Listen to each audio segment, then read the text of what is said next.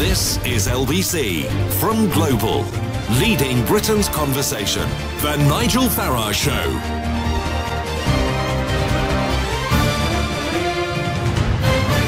Good morning, everybody. Well, it was a pretty calamitous week for the Prime Minister, wasn't it? That was a fiasco in Manchester. And by the way, I'm not talking about the fact she had a bad cough. I've stood up and given conference speeches when I felt pretty under the weather too. No, it was the fact that the signage fell off the ceiling, that the security was so bad that a comedian got right up next to the Prime Minister and then seemed to be locked in endless conversation with the Foreign Secretary, Boris Johnson. And the messaging. You know, true Conservatives who'd been told this was going to be the conference at which they'd hear the free market message, and all they got was, well, caps on energy prices, the fact that the state, once you're dead, will own your organs and can use them for transplants without first seeking your permission. It was actually a big state speech. It didn't work at any level. And this morning, we got people like Nicola Sturgeon appearing on interviews saying how sorry they feel for the Prime Minister. Not good when a leader is evoking sympathy. A leader needs to be respected. A leader doesn't need to be liked, but sympathy isn't good at all. But something interesting amidst all the speculation, and yeah, the newspapers are full of it. Is Boris going to be sacked? How many plotters does Grant Shapps have? But amidst it all, something slightly interesting that maybe moves this on. The Sunday Telegraph says May plans for no EU deal. And really interesting that Ruth Davidson, who, you know, the Scottish leader of the Tories and really rather popular at the moment, one of the more pro-EU figures in the Conservative Party, and she this morning has said that she's quite prepared to countenance no deal. So I'm just beginning to wonder, you know, as Mrs May gets herself ready for the next crucial Leaders' Summit, which takes place on the 19th of October in Brussels, where she goes and meets the other 27 heads of state, and of course Juncker, Barnier and Verhofstadt too. Is Mrs May the right leader to go to Brussels to negotiate Brexit? So please let me know what you think. Perhaps you think, absolutely, she's a wonderful leader. She'll knock 'em dead when she goes out there in a couple of weeks' time. Call me on 0345 6060 973. Or maybe you think, actually, she's hopeless. And the fact that an opinion poll says that 42% still think she's right to lead the negotiations doesn't really work for you. Text me on 84850. Or perhaps you think someone better could do the negotiations, in which case, on Twitter, go to @LBC using the hashtag Farage and LBC and watch me live on Facebook. So we're going to talk about that. Is this the right leader to go to Brussels and negotiate Brexit? And later on in the show, we will talk, of course, about Catalonia, where perhaps they're going to declare independence on Tuesday. Is that going to lead not just to police but to military action? And also this morning, I'll tell you why Hillary Clinton hates me, because it's there in the Sunday Times magazine this morning. And I always think it's a good thing in life to be judged by your enemies. And if she hates me, I'm not that unhappy. Now, Mrs May, we are now going to go to an independently minded backbencher. He's the Conservative MP for Wellingborough and Rushden. He was a co-founder of the Grassroots Out campaign, which I was a part of. He's a Eurosceptic, not one to mince his words. Good morning, Peter Bone. Good morning, Nigel. So, I mean, Peter, were you there in the hall in Manchester? Not for the leader's speech. I went to David Davis, Liam Fox and Boris's speech, but the leader's speech is best listened to on the radio under normal circumstances. But it wasn't normal last time. I mean, it was a complete humiliating car crash for her, wasn't it? No, I'm not buying that. First of all, she has a cold. Well, we all get colds. Sure. The breach in security was amazing. Why that guy wasn't trampled on by three heavy blokes immediately moved towards the Prime Minister is beyond my... I just don't understand that. Agreed. And they ought to find out who fixed the stage prop. I mean, the fact there was nothing... The speech itself was fine, but nobody's talking. Was it? So you're happy, Peter, are you? You're happy that price caps are going to be introduced, state intervention... I mean, good socialism, Peter. You're really happy with that, are you? Yeah, no, sorry. There were one or two things that I wasn't happy with. I'm sure. You just nailed them. But, I mean, if she's going to go to Brussels on the 19th of October, and that happens to be my birthday, and if she was say, we've had enough of you lot, look, this negotiation is going nowhere, we're pulling out tomorrow, bye-bye, that'd be a very nice birthday present for me. And she's a sort of as someone said, a bloody-minded woman who might just do that. Who knows? Does she command the support of the party? I mean, and I ask you that, Peter, because I was in Manchester last week, and what I found really interesting was I was meeting, talking, interviewing people like you who were all saying, no, we must be loyal to the leader. And then, once the microphone was switched off, they were all saying, gosh, she's hopeless, isn't she? I mean, where do you stand on this? Is she really right to be your leader now? By the way, what you just said, I didn't find. I didn't find any support for sort of the Europhile plot that was mounted to 3 MPs. I didn't find any support for that. And I've been talking to my association and the people in my constituency, and they're all saying, look, we're a day nearer coming out of the European Union. She's doing what she said she was doing. She's going to get us out. Why on earth would you idiots want to change the leader? Because goodness knows what we might... Well, because she's no good. She doesn't deliver very good messages. She blew the election. I mean, there's quite a lot of reasons, really, aren't there? Well, the thing that probably matters to me most, and absolutely I'm sure matters to you most, is whether we deliver Brexit. Uh-huh. And at the moment, and I said to you, if she delivers a clean Brexit, she'll be a national hero. I'm not... I now think what is going to happen, I think you'd be difficult to argue about this, and the Europeans are not going to agree to a deal with us. Therefore, we need to come out and trade, if you like, WTO rules. Mm-hmm. Now, what I want the Prime Minister to do, and obviously it will be after the European Council, when she doesn't make any more progress, he says, look, this is what it's going to look like if we don't get a deal. Because I was with a leading employer in this country, 300,000 people they employ in this country, and what they said, they don't care whether we do a deal or come out on WTO rules. They just want to know what it will look like.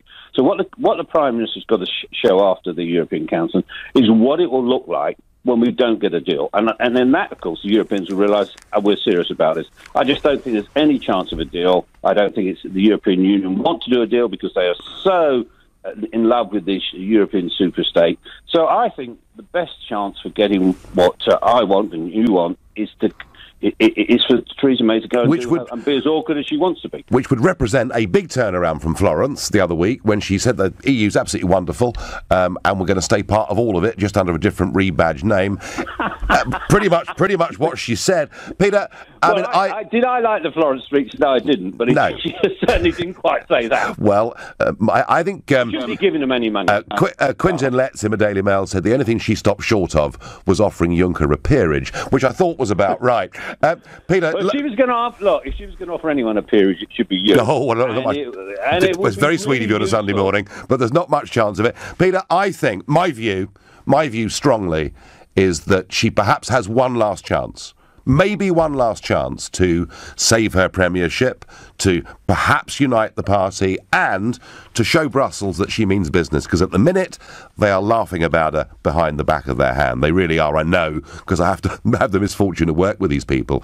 If she goes on the 19th, your birthday, to Brussels and says, right, we're not mucking about anymore. We want a grown-up trade deal with you.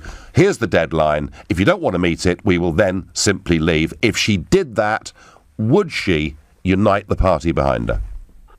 Absolutely. I mean, that would be the best thing that she could possibly say. Okay. Question for you. If it wasn't Mrs May, who would you have to lead us to come out of the EU? I would be looking, Peter, I'd be looking for an independently minded backbencher of some kind, somebody who was unafraid to speak their minds, perhaps even an MP that sort of was somewhere in the middle of the country, I don't know, the sort of county that you're in at the moment.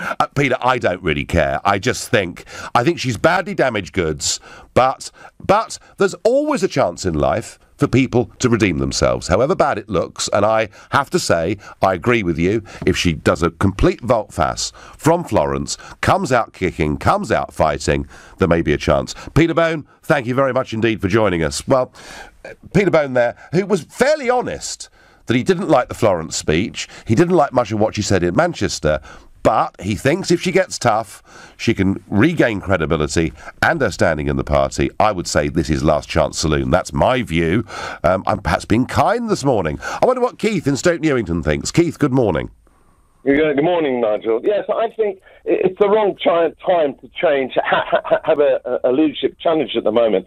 And I also think it's totally wrong to get rid of Boris Johnson. And because I think he realises Theresa May is being somewhat weak and her decision-making capability is somewhat challenging, particularly after the evidence of the last general election, the way she did it, her decisions there. And Boris Johnson is giving her a kick up the backside and being very strong. This whole situation reminds me of Chamberlain and people took peace in our time when they got rid of Churchill because he was acting like Boris Johnson, being very strong, and they didn't like it. And in the end, Churchill had to go in and sort the thing out. Well, the difference was, Keith, the difference was that Chamberlain was the Prime Minister and Churchill was a backbencher, which is why when someone like Peter Bone comes on the show, as backbenchers, they are much freer to speak. The real difference is that Boris Johnson is the Foreign Secretary, and you could say that both before Florence and indeed before her conference speech, that he effectively upstaged her. Well, I agree. I think he needed to because he recognised she's being weak. And he needed to do something to reset the programme and give her a push. That's why he did it, I'm sure. OK, so you would like the team to stay together as they are. Do you think, Keith, and as I say, as someone that works in Brussels, I know her credibility is shot with them at the moment. They don't really think she's serious. If she goes on the 19th of October and starts to talk tough, do you think that could save her premiership? I think it could. If she pulls the hat out of the bag, I think she could. She's learning her lessons of leadership, and it takes a bit of time to do that. But the other points I wanted to make, Nigel... One more, and then we run out of time. One more point, Keith. Well, ever since we've been trading, in started the East India Company, we beat the hell out of the rest of the traders through good international trading. And the Europeans are terrified of us because they're never going to beat us. So they're trying to control us and stop us, which is what they've done in history. Yep. Well, all we need then is the courage to do something about it. Keith, I thank you. Right now you're listening to the Sunday edition of the Nigel Farage Show, exclusively on LBC. It's 10:15. The week's been a total shocker for the Prime Minister, and the newspapers are full of stories of campaigns against her within the party, the prospect of Boris being sacked, and she's in a very bad place. But the rebellion has not reached sufficient size to get rid of her. I think they'd be better with somebody else, but she's going to stay for a bit. And that's why I think going as our leader on the 19th of October to this summit, she's got a chance. If she completely turns around from Florence, she perhaps has one last chance to re-establish her credibility. If it doesn't happen then there'll be many others speaking out and saying it's time to go. Does she deserve that one last chance, or should she simply go now and be replaced by somebody else? I wonder what John in Formby makes of that proposition. Good morning. I think she should go now. I think she's a busted flush. And I think all the parallels with Neville Chamberlain are true. It's rather like 1940 when people wanted a more vigorous prosecution of the war, and we're not getting it from her. She doesn't have the confidence of her party, despite what they say. The public, I think, have lost faith in her, and she's become something of a Jonah figure that needs throwing overboard, although I do hope the whale has a cough. Yeah, I mean, this is John. My observation is so many of them in public say they support her, but in private, they'd like to get rid of her. The fear they have, the reason she hasn't gone, John, is because what they fear is a leadership contest with a Brexiteer versus a Remainer, a party in crisis, and a country that then calls for a general election, and perhaps Mr Corbyn coming into Downing Street. That's all that's keeping her in position, John, in my view. I think they're misguided because we all know she's not going to fight the next election, and the fight back should start now. They get someone confident and competent in, and we surely give ourselves a much better chance of making better progress. So who, John? Come on, tell us. Reveal.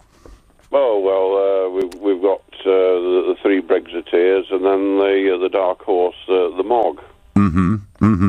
So which of them could, and they've got to do two things. One, unite the party, and two, let Brussels know we're not going to be bullied around and we should be taken seriously. Who fits that job?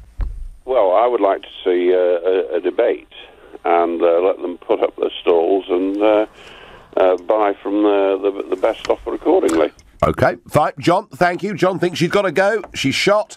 It's a joke. It's not working.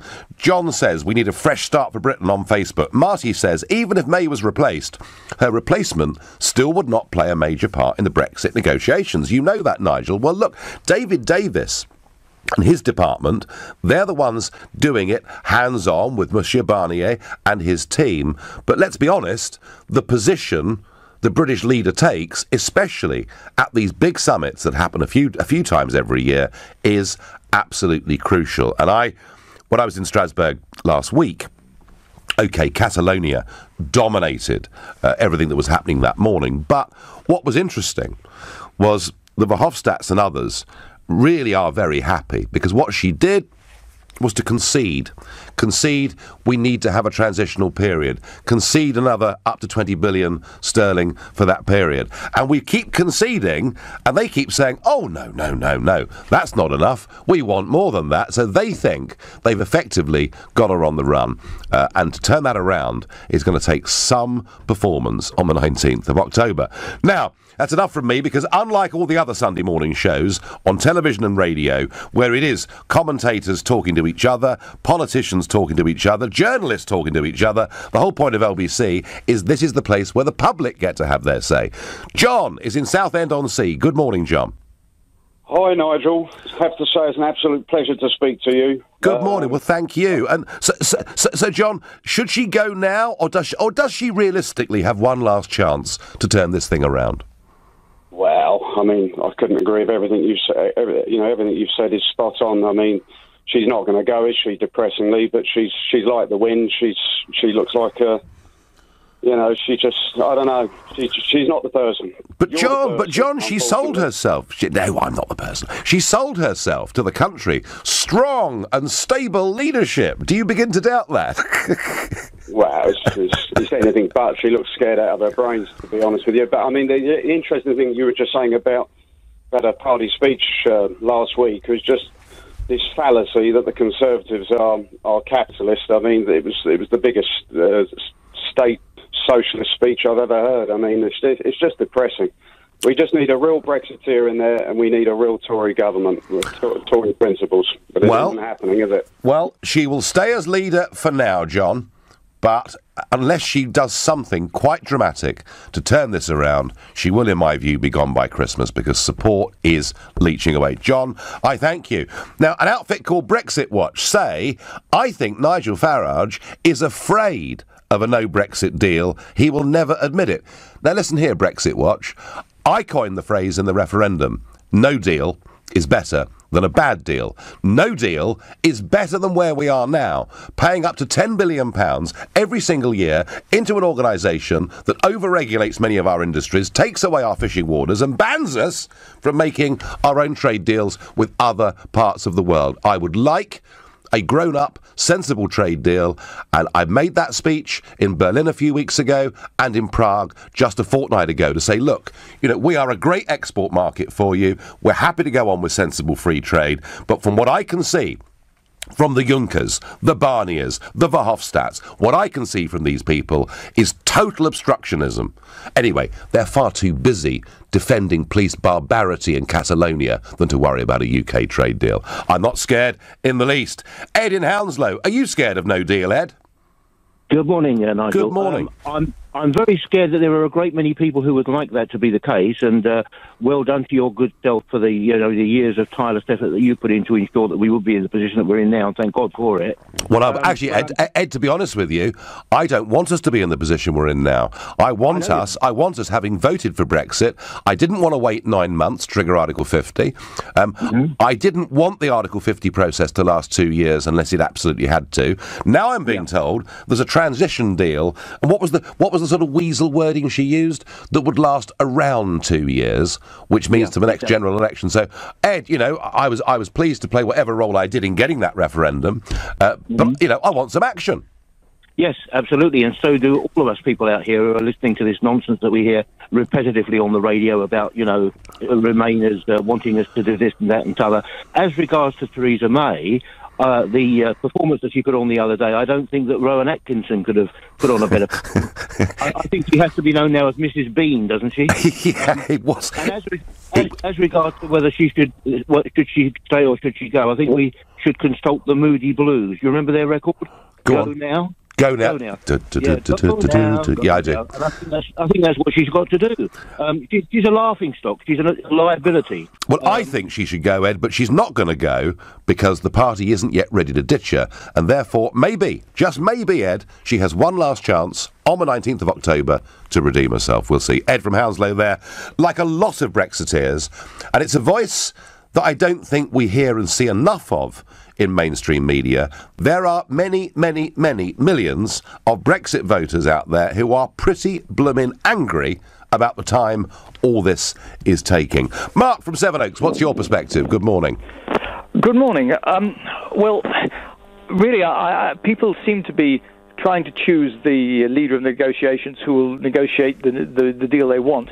And I think there's a different way of looking at it. I think that we ought to be negotiating several deals, and it could be easier actually to do that than to just stick to one, because we could start with a deal which was close to what we have now and gradually add in the things that we want, and that way the deal process will be easier, and the choice could be made later on by Parliament or whatever as to which one to go for.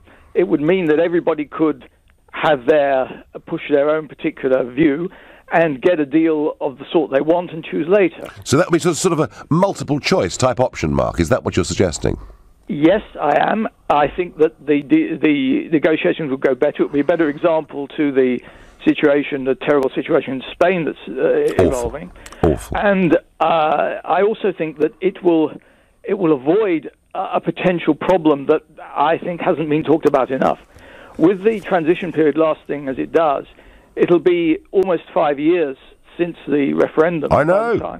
That's what's making as many of us angry, Mark. I understand that, but there's a difficulty with it, because by then there'll be 4 to 5 million people who didn't get a vote in the referendum because they were too young. And the question then is, will the MPs be willing to say to those people, no, you're not having a say. Oh, by the way, in a few months' time, vote for me in the general election. So, with the multiple choice deal, you're giving the possibility of a compromise. And I know that some people may not want a compromise. They may want exactly what they want. But there's the potential, if there is just a rather hard deal, that the MPs will not wish to pay for Brexit with their seats. I mean, you've managed to persuade, remarkably, there are many Remainers to, in the name of democracy, give up and pay for it with their freedom of movement. Mark, one thing I don't like about your multiple choice deal is the idea that it would stretch out for a long, long time. And I would like this all done and dusted well before the next general election. But I thank you. A very interesting approach there from Mark in Sevenoaks. You're listening to the Sunday edition of the Nigel Farage Show here at LBC. It's 10:30, and some of you are even more sceptical than me when it comes to the question of whether Mrs May's the right person to go to Brussels on the 19th of October, represent our country, and set out a fresh position on Brexit. Jimmy says Theresa May and her backers have no intention of actually leaving the European Union. It's all a charade. Well, I hope you're wrong, Jimmy. There'll be a lot of anger if you were to turn out to be right. Theo says, no deal with May. Apply the WTO rules, even unilaterally. Any delay makes no sense. David's quite upset. He says, we voted leave. It should happen before the general election. Any party that wants to fight the next one on going back into the EU is welcome to do so. It doesn't change the fact we voted leave. My concern, David, and it kind of links in a bit to Mark's call from Sevenoaks before the break, the worry is, with transition and everything else, that effectively it becomes unfinished business at the time of the next general election. That's my concern. I wonder what Sean in Blackpool thinks of the whole thing. Good morning. Good morning, Nigel. And just say how nice it is to speak to somebody who is so intellectual and knows what Britain needs. Well, I mean, I'm called many things by some that like me and other things by those that don't, Sean. But I've always thought that Brexit would give us a fantastic opportunity, and I'm just really frustrated we're not gripping it, Sean. Yeah, well, at the moment, I'm currently in hospital after being in a car accident and I'm paralysed on my left side. Gosh. Actually, the NHS is struggling. I've seen patients waiting on trolleys in corridors in the hospital I'm currently at for up to 18 hours because they're struggling for nursing staff, they're struggling for beds. And this is all because of all the cuts that Theresa May and her party have done. Now, if the Article 51 had been triggered, £388 million a week would be pumped back into the NHS. Well, I don't know about that. May be over-egging it a bit, Sean. But, you know, certainly we could put some of the Brexit savings into the National Health Service. That's true. But isn't the real problem that you're and by the way, I'm very sorry to hear about your difficulties, but isn't the real problem that you're seeing there in Blackpool that our population is rising by 500,000 every year, and our growth in hospital and medical services simply isn't keeping up? Yes, that's right. That is right. But that is because of the Conservative Party. The party needs to go and let Labour take over. Jeremy Corbyn is the man we need in Brussels. Well, Sean, do you know something? I might have agreed with that a few months ago, because much as I disagree with a lot of what Corbyn stands for, he's always on the European Union for 30-something years, been sound as a pound as far as I'm concerned, believing we should govern ourselves, make our own laws, not be part of a system that is very much in hock to multinationals and giant banks and all the rest of it. But the trouble is, Sean, that now Corbyn's been turned by his own parliamentary party. He's now supporting transition. They're even limbering up to keep us in the single market. So maybe, Sean, maybe Jeremy Corbyn has let people down at the moment even worse than the Conservatives. Yeah, but the youth love Jeremy Corbyn, and you know that's something that we need to focus on, is getting our country back to the way it used to be, getting out of the EU by triggering Article 51. Article 50. Well, Sean, we'll see. And how much longer are you going to be stuck in the hospital? A few months. Few months. Gosh. Our thoughts are with you, Sean. Be patient. I've spent several months in hospital. It's pretty mind-numbing, and even aside from whatever you're suffering from, it's a very difficult psychological thing to go through. Horrible. Don't recommend it.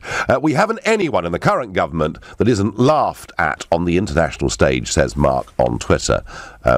Would they laugh at Boris? Yeah, actually, they probably would. But anyway, it doesn't mean he wouldn't do a good job. He might. Who knows? What does Lisa in Stamford think? Lisa, good morning. Morning, Nigel. I actually don't think it matters who we have leading the company. Certainly, as far as Brexit goes. I'd like to tell you what I'd heard on. I was watching BBC Parliament last week, and it was the MEP. Lob, yes, you were there. Yes, I was. And you'd raised the argument over the Catalonian situation. Now, I don't know if you'd left the room at this time, but they carried on slating Britain and Brexit and all that. And then there was an Austrian MEP stood up. I can't remember his name, and he basically was saying that he thought the way that Europe were treating the UK was disgraceful. He said, I've heard a lot of you, meaning the EU lot over there, in the corridors, saying that they didn't want UK to leave Europe, that they were going to stop UK leaving Europe, they were going to block them at every juncture. And he was saying that he thought it was disgraceful. He said the British people are voting. Lisa, your point is very interesting, and I did talk about this during the week. But what happened in the European Parliament, apart from the Catalonian issue, which I'm going to talk about after 11 o'clock, because I feel very strongly that the fact the EU, which pretend to be all for human rights and dignity of the individual, effectively backed the Spanish government's action in Barcelona and elsewhere in Catalonia last week as the use of necessary force. That was one thing going on. The other thing, Lisa, that was going on was that charming Mr Verhofstadt had a resolution that he put before the European Parliament, and it was to make a series of demands on Britain as to what Britain needs to do before they will even contemplate talking to us about trade. And as part of that resolution, they went very much further than anything you've heard talked about so far by Juncker, Barnier, etc. And that passed by 557 votes to 92. And the biggest worry of all I've got, Lisa, is if we do spend goodness knows how long on negotiations, ultimately, under the Article 50 process, the European Parliament could veto the whole bloomin' thing. So this is not a straightforward procedure. And so I'm going to disagree with your first point. I think it does matter who leads the country. I think, Lisa, it's time we actually went to that European summit and got tough. Absolutely. I absolutely agree. But can Theresa May do it? Is it within her to do it, or is she now past her sell-by date, and is it only a matter of time before she goes? I feel sorry for her, and I would like to give her a chance, but she has got to toughen up. She really has. Yeah, you know, when you say you feel sorry for her, it's exactly what Nicola Sturgeon was saying this morning. If we're feeling sorry for our leader, it's not a very good place, Lisa, is it? It's not. No, it's not. Listen, thank you ever so much for your call. Philip says to me on Facebook, whoever took her place would have the same problems, too much division. Philip, that may be true, but I thought it was very, very interesting that this morning, Ruth Davidson, who, you know, is seen as a bit of an up-and-coming star. They won 13 seats in Scotland at the election. She's clearly being invited onto every major media show there is out there. And, you know, what's interesting is she's always been seen as being very pro-single market, very much more pro-EU than the majority of the Conservative Party. And there she is this morning on the Marr Show saying, actually, no deal could be the right solution. So I just wonder whether they see an opportunity here, because they realise that the Labour Party have effectively said to people who want to end freedom of movement and want to leave the single market, sorry guys, we're betraying you. So I wonder whether there's a bit of political positioning. I wonder whether they're beginning to see that by taking a more resolute Brexit line, it might do them some good. I wonder what Susan in Liverpool thinks. Good morning. Morning, Nigel. So, should May go, Susan? Yeah, I want May gone. Right. I want her gone. She is a weak, and I actually don't feel sorry for her. I think she's quite arrogant, because I think she knows that she is unsuitable to take us out of the EU. And I think she is quite stubborn about it, and that's why she's staying, but I think she needs to go. And if she goes, and who knows, you know, she might at some point between now and Christmas say that she's suffering ill health or whatever it may be. These things have happened in the past. Is there an obvious replacement, Susan? Well, there is to me. Is there? It's got to be Muggsy. It's got to be Jacob Rees-Mogg. I mean, to be honest with you, I have 3 people on my list that I would like to leave this country. And I don't just mean out of the EU, I mean for everything else. Yeah. The 3 people on my list is obviously your good self. Right. But that's obviously a pipe dream, but it's something that I would have loved to have seen.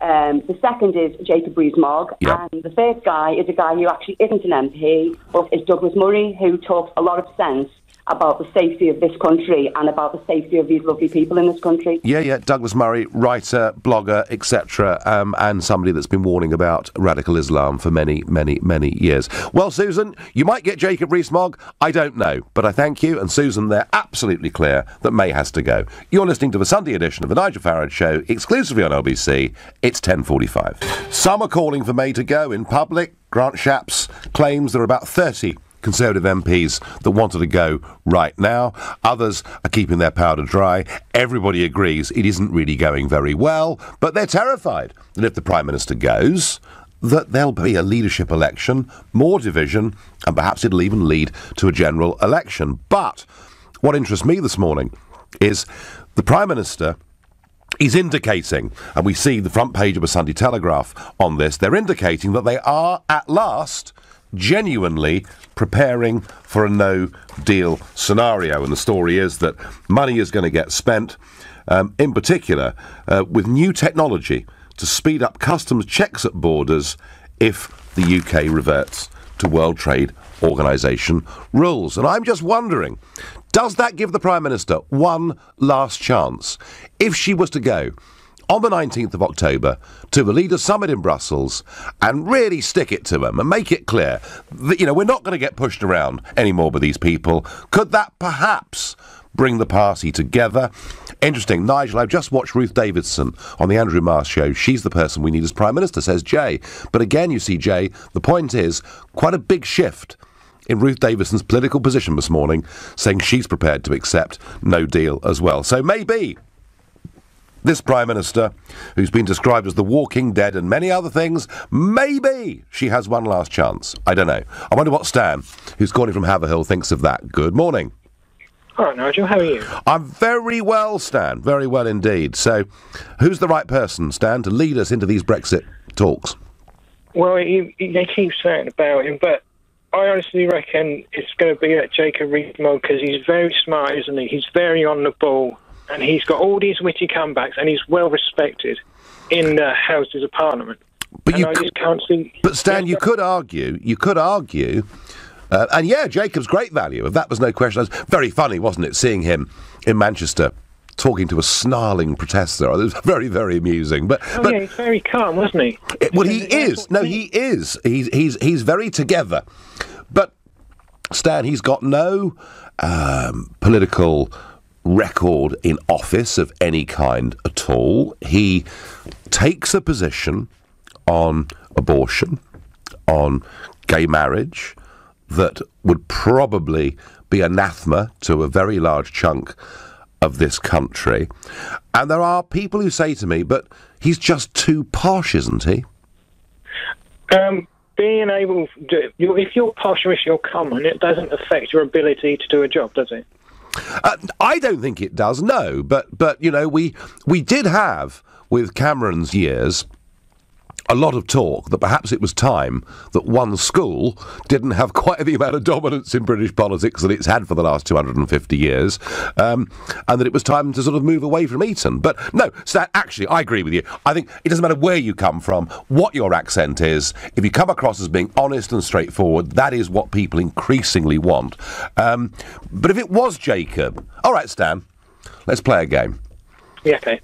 Theresa May goes next Monday, ill health. Jacob is anointed because Stan in Haverhill, amongst others, are pleading, you see, for Jacob. And Jacob becomes the Prime Minister by acclamation, and he heads off to Brussels on Eurostar. Probably private jet, actually, but if he's Prime Minister. But he heads off on the 19th of October. What is it he should say as the leader of this country to get us the best deal? Are you going to actually bother negotiating with us? And if the answer's no, okay, bye. Right. Just say goodbye, and then we can have our own. We can write our own law. You know, we can have our own sovereignty, can't we? We can write our own laws. We can stop the flood of immigration, which we can't deny is happening. Mm-hmm. No, and, well, we still have an open door. Yes, that's certainly true to the European Union. So that's okay. And you think Jacob's the man that would do that? Yeah. 100% cert. He is the man to do it. OK, Stan, I thank you. Be quite fun seeing Jacob going to the European Council as our Prime Minister. He'd probably address them in Latin, wouldn't he, or ancient Greek or something like that. Annabelle is calling from Twickenham. Annabelle, some people feel sorry for Theresa May, sympathetic for the tough week that she's had. How do you feel? She's like Uriah Heep. Right, go on. She really is. I mean, say we need a strong person. We need someone like Macron, our version of Macron, and he would be Dominic Raab. Dominic Raab. Now, this is a name that we don't hear very often, and yet, Annabelle, I first met Dominic Raab on Newsnight. Mm-hmm. It was a panel, and I'm thinking it's over 10 years ago. Mm-hmm. 11 years ago, 12 years ago. Mm-hmm. I was on the panel. Mm-hmm. Raab was on the panel. Mm-hmm. I'd never met him. I'd vaguely heard of his name, and by the end of that show I thought, wow, this guy is really, really good. So I completely understand what you're saying. What is it about Raab that makes you think he could be the right person? He's our version of Macron. Just as simple as that, yeah? Yeah, because I think it needs to have someone who is an equal, and I think she's out of her depth. That's what I think, and I wouldn't mind people saying that. She's out of her depth. And I've been thinking about that all along because they're taking the rise out of the country and she's making the country a laughingstock. I think she has got to go for the sake of it. OK, Annabelle, perfectly clear that she's got to go. And Dominic Raab's name being thrown into the hat, and yeah, he is a very bright guy, a very smart performer, and has a bit more experience around government than Jacob Rees-Mogg has got. Grenville is calling from Cumbria. Good morning. Good morning. So, what's to happen, Grenville? Come on, give us a solution. Well, I think from now, if you wasted 20 years of your life trying to get us out of Brexit, and it's not going to happen. I think Theresa May is the right person for the job, but the powers that be are just pulling the strings, and she isn't going to do what they tell her, if you know what I mean. So you think there are big forces? I mean, I had a earlier a text from Jimmy saying much the same thing. You think there are big global forces ultimately that want to string this out to the next general election, and that ultimately the big money stops us from leaving, Grenville? Is that what you really think? Yeah, I do. I mean, it's a simple solution. I mean, if I want to trade with my next door neighbour, I trade with him. But there's no big deal about it, is there? I mean, if the deal's right, you trade with him. No. I totally understand that. I mean, ultimately, trade is not done by governments. Trade is done because consumers look at a product and say, do you know what? I trust its reliability. I like the price. Sure, that's how business goes on. But I think it is a bit of a conspiracy theory, Grenville, to suggest that there are global forces that will stop Brexit from happening. No, I don't think I'm not a conspiracy theorist in itself. I just look at the bigger picture. I mean, when Theresa May first came into power, first became Prime Minister, she said all these wonderful things, and I punched my fist in the air thinking she's the woman for the job. Mm-hmm. But as time's gone by, it's completely reversed everything that she's ever said. You know, all these jams, all these sort of talks she's always done, she's just come reversed on everything. No, well, it's not been very impressive, Grenville. I think I've got time for one quick last call. Tony in Fareham, what's your point on Theresa May? Yes, hello, Nigel. I think she missed a golden opportunity in Florence, because what she should have done is she should have addressed the reasons to a European audience why the British people voted, albeit by a small majority, to leave the EU in the first place. Mm-hmm. Then, rather than stonewalling any sensible negotiations, then that would have put them on the back foot. She should have said it like it is. The reasons that many people voted is because they can see the state that the Europe is and what the EU has done to European economies over the last 10 years. But given that she didn't take that chance, Tony, is it now too late for her, or can she reassert some sort of authority in Brussels on the 19th of October? Well, that's what she needs to do. She has one last chance. One last chance. Tony, I agree with you. I've got to end it there. I'm out of time, but I agree with Tony. She probably does actually have one last chance. Now, hundreds of people are gathering in central Barcelona right now ahead of a rally to protest against the Catalan government's push for secession. We'll be crossing live to LBC's political editor. He's there in the midst of that march. But will Spain's reaction to the Catalonian referendum last week mean that independence separation is now inevitable? If you think the heavy-handed approach by Spain will drive more Catalonians towards independence, call me on 0345 60 60 973.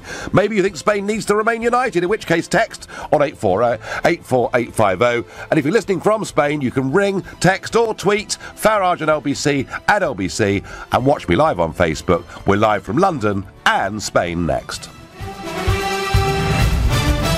On FM, online, on your mobile and on digital radio. Leading Britain's conversation. This is LBC.